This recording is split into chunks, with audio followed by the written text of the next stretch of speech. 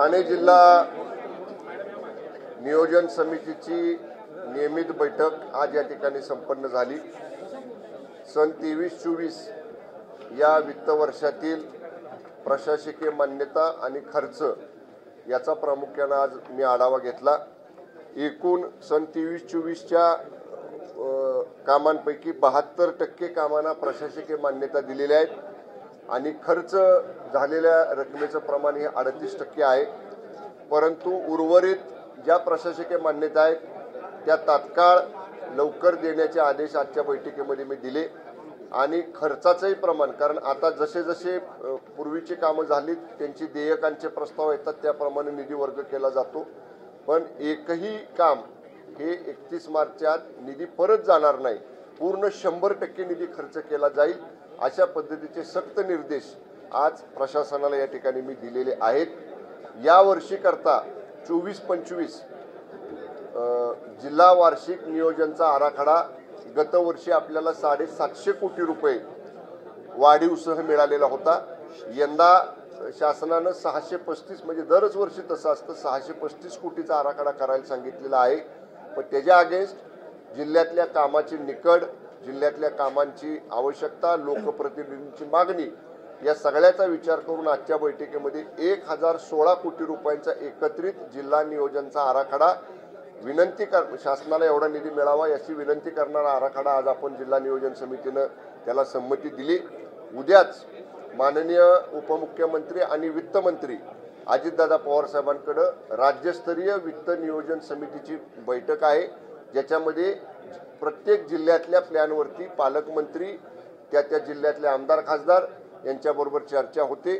परंतु उद्याच्या बैठकीला सगळ्यांना ऑनलाईन उपस्थित राहायचे आदेश मंत्रालय स्तरावरनं असल्यामुळं मी मंत्रालयात आहे, मी स्वतः मान्य दादांच्या बरोबर चर्चा करेन, मी जाईन त्या ठिकाणी, परंतु सगळे लोकप्रतिनिधी हे ऑनलाईन उपस्थित राहतील आणि जेवढी मागणी आम्ही केलेली आहे ती मागणी जिल्ह्याच्या पदरात पडेल या दृष्टीने उद्या माझं सकारात्मक प्रेझेंटेशन सादरीकरण माननीय वित्तमंत्र्यांच्याकडे मी स्वतः करेन। त्याचबरोबर आवश्यकता असली तर माननीय मुख्यमंत्री एकनाथजी शिंदे साहेबांना आम्ही सर्वच आमदार आपल्या जिल्ह्यातले माननीय एकनाथजी शिंदे साहेबांना विनंती करू की या जिल्ह्यानं जी मागणी केलेली ती मागणी आमची 100% मंजूर व्हावी हा प्रयत्न राहील। मला आपल्याला आवर्जून सांगायचंय, स्मार्ट प्राथमिक आरोग्य केंद्र आणि मॉडेल मराठी शाळा हे 2 नवीन उपक्रम या जिल्ह्यामध्ये आपण या ठिकाणी सुरू करायचा निर्णय घेतलाय।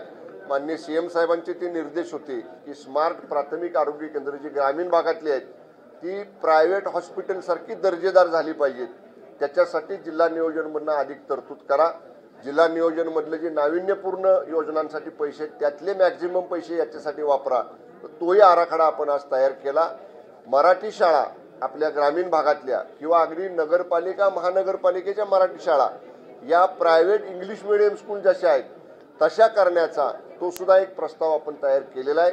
त्याच्यासाठी जेवढा निधी जिल्हा नियोजनमधनं लागेल तो आपण प्रस्तावित केलाय।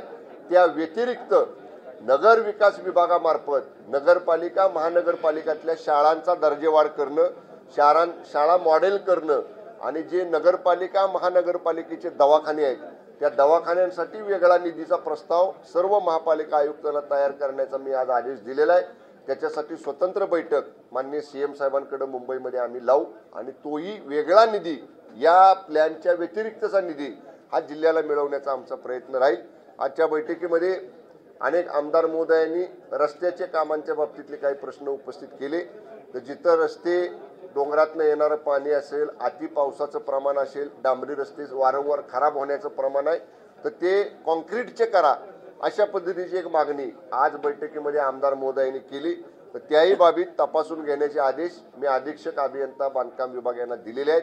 एकूणच खेळीमेळीच्या वातावरणामध्ये आजची बैठक या ठिकाणी संपन्न झाली आणि माननीय शिंदे साहेब राज्याचं नेतृत्व करतायत, त्यांच्या नेतृत्वाखाली या जिल्ह्याचा अधिक चांगल्या गतीनं सर्व पक्षीय आम्ही आमदार मिळून तो अधिक चांगला विकास करण्यासाठी आम्ही प्रयत्नशील आहोत। धन्यवाद। प्रश्न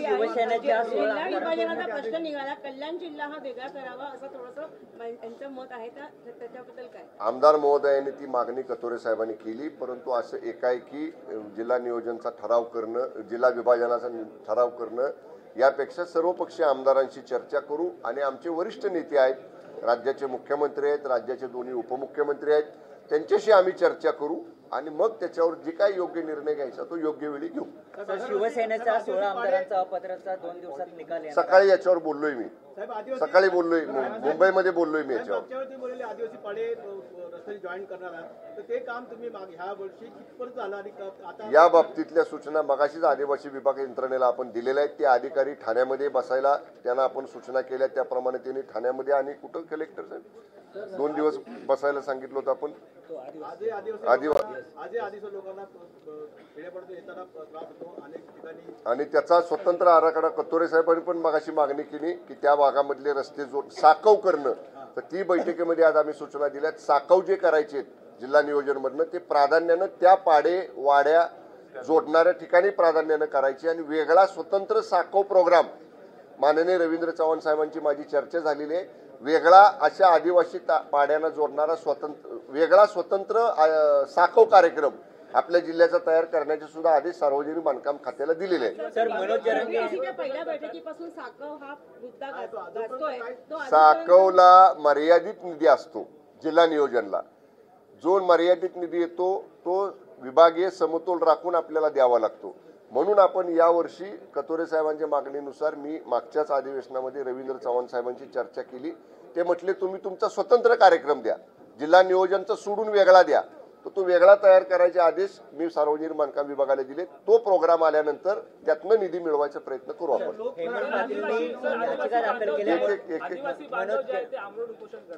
रेमंड कंपनीच्या जागेवर त्यांनी दावा केलेला आणि अगदी 100 वर्षे पूर्ण कागदपत्र त्यांनी दाखवले. जिल्हाधिकारी भरातील आंदोलन करतात. त्यांनी मला निवेदन दिलेलं नाही. जर मला निवेदन दिलं तर मी जिल्हाधिकाऱ्यांना सांगतो. त्यांचं काही समाधान होत नसेल तर माझ्या दालनात त्यांना चर्चेला बोलवतो. त्यांचा विषय मी समजून घेतो. सर हेमंत पाटीलनी उच्च न्यायालयात मनोज जरांगे पाटील यांनी 20 तारखेला आंदोलन करू नये अशी याचिका दाखल केली. मला कल्पना नाही. मला कल्पना नाही. प्रतिनिधींनी अनेक रस्त्यांच्या कामाबाबत दर्जाच्या बाबत प्रश्न उपस्थित केले तर यावर आपण काय कारवाई करणार? मी दिल्या ना सूचना आज. मी आज सूचना दिल्या ज्या ठिकाणी क्वालिटी कंट्रोलची तपासणी झाली नसेल तिथं गुणनियंत्रण मार्फत त्याची तपासणी करा. आणि जर ज्या रस्त्याची 5 वर्ष लाईफ आहे आणि दुसऱ्या आणि तिसऱ्याच वर्षी रस्ता खराब झालाय तर त्या कॉन्ट्रॅक्टरवर दंडात्मक कारवाई करा असे आदेश आज दिलेले आहेत बैठकीत. ठाणे जिल्ह्यामध्ये मोठ्या प्रमाणात गुन्हेगारीचं प्रमाण वाढलेलं आहे आणि असं काल अजितदादांनी सुद्धा त्याची खंत व्यक्त केली. तर दादानी हे सांगितलं आमची सगळ्यांची जबाबदारी आहे. तुम्ही एक दाखवलं दुसरं नाही विचारलं. दादांचं स्टेटमेंट मी पण पाहिलं. दादा म्हणले बाबा गुंडगिरी रोखण्यासाठी सीएम साहेब असतील, दोन्ही आम्ही डीसीएम असू, पालकमंत्री असतील, सगळ्यांची जबाबदारी आहे की तिने अशा पद्धतीचं हे गुन्हेगारीकरण रोखण्यासाठी कडक उपाययोजना केल्या पाहिजेत. त्याप्रमाणे कडक उपाययोजना आज आयुक्त मला मगाशी भेटले या ठिकाणी ठाण्याचे. त्यांना आणि सगळ्याच आयुक्तांना तशा सूचना दिल्यात. कुठेही गुंडगिरी खपवून घेतली जाणार नाही. ओके. परिस्थिती आता आपल्याकडे पाऊस कमी पडलाय थोड्या दिवसातच. आपल्याला त्याच्यामध्ये जे उपलब्ध पाणीसाठी आहेत पहिलं प्राधान्य पिण्याचं पाणी, दुसरं प्राधान्य शेतीला आणि पिकं जगवायला पाणी, तिसरं प्राधान्य औद्योगिकरणाला. या प्रायोरिटीप्रमाणे जेवढं शॉर्टेज आहे तेवढा कट करून त्या पाण्याचं नियोजन करण्याचे आदेश त्या जलसंपदा विभागाच्या मुख्य अभियंत्यांना आपण दिलेले आहेत. चला चलो अभी बस अभी मुझे दिल्ली में सॉरी मुंबई जाना है. मुझे अर्जेंट बैठक है. एक ही क्वेश्चन पूछो. तुम्हाला हा मुद्दा ऐकावाच लागेल ज्याचा पाठपुरावा जो 4 वर्ष करत होते ठक्कर बाप्पा योजनेच्या बाबतीमध्ये तुम्ही त्याचं 2 पार्ट केलं. एक डीपीडीसी मध्ये केलं आणि एक राज्य स्तरावर केलं. पण त्याची अजून अंमलबजावणी झाली नाही. त्याचं उत्तर कोण आहे? नाही आपल्याकडे नाही ठक्कर बाप्पा योजना. ठक्कर बाप्पा योजना नाही ना. ठक्कर बाप्पा योजना वरच आहे सगळी. आदिवासी विकास विभागाकडे आहे साहेब, राज्याकडे नाही, ती जिल्ह्याकडे नाही. नाही ते जिल्हा नियोजन कुठलं आहे ते तांडावस्ती. ते तांडावस्ती वेगळी आहे, आदिवासींचं नाही. ते तांडावस्ती योजना आहे बरोबर ना. हा हिंदी वाले पूछो. एक मिनिट हे बराच वेळ विचारतायत.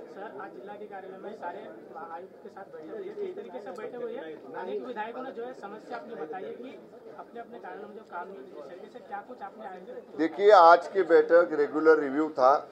जो 223-24 का प्लान है हमारा डिस्ट्रिक्ट का, उसमें कितना एडमिनिस्ट्रेटिव अप्रूवल वर्क का दिया है और कितना एक्चुअली एक्सपेंडिचर हुआ है, इसका रिव्यू लिया। 100% एक्सपेंडिचर 2024 मार्च के पहले करने का निर्देश प्रशासन को मैंने दिया है। 72% एडमिनिस्ट्रेटिव अप्रूवल वर्क्स का दिया गया है। ये साल का जो हमको नियतवय मिला है डीपीसी प्लान का, उसमें बढ़ोतरी करके 1016 करोड़ का डिमांड मांगनी हमने राज्य सरकार को की है आज की बैठक में।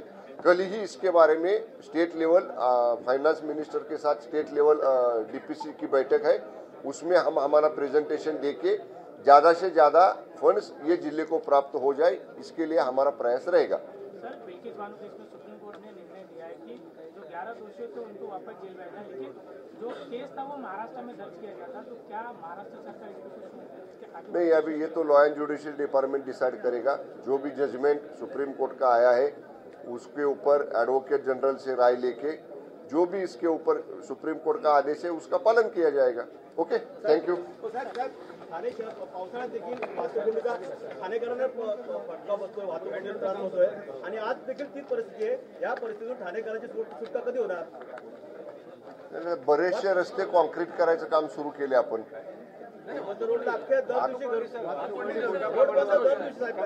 याच्यामध्ये 2 मतप्रवाह आहेत। अनेक ठिकाणी इलिगल पार्किंग, म्हणजे ज्या ठिकाणी पार्किंगला अलॉट केलेला दिवस आहे तो सोडून सुद्धा पार्किंग केलं जातं। त्यामुळं याच्यावर जर कडक कारवाई करायची भूमिका घेतली तर बऱ्याच वेळा त्याचाही उद्रेक होतो। पण तरी सुद्धा समविषम अशा पद्धतीने मागच्या आयुक्तांना मी, ह्याच्यापूर्वीचे जे आयुक्त होते महापालिका हे पोलिसांचे, त्यांना मी सूचना केल्या होत्या की समविषम अशा पद्धतीचं पार्किंग जे मोठ्या शहरात करतो त्यांनी मला वाटतं त्या दृष्टीने काही उपाययोजना पण केल्या होत्या, दंडात्मक कारवाईला पण सुरुवात केली होती।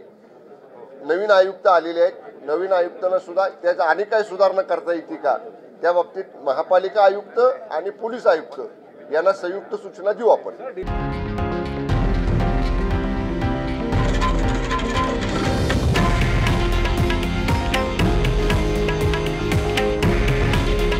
हे आहे देशातील नंबर 1 न्यूज नेटवर्क आणि आपण पाहत आहात TV9 मराठी।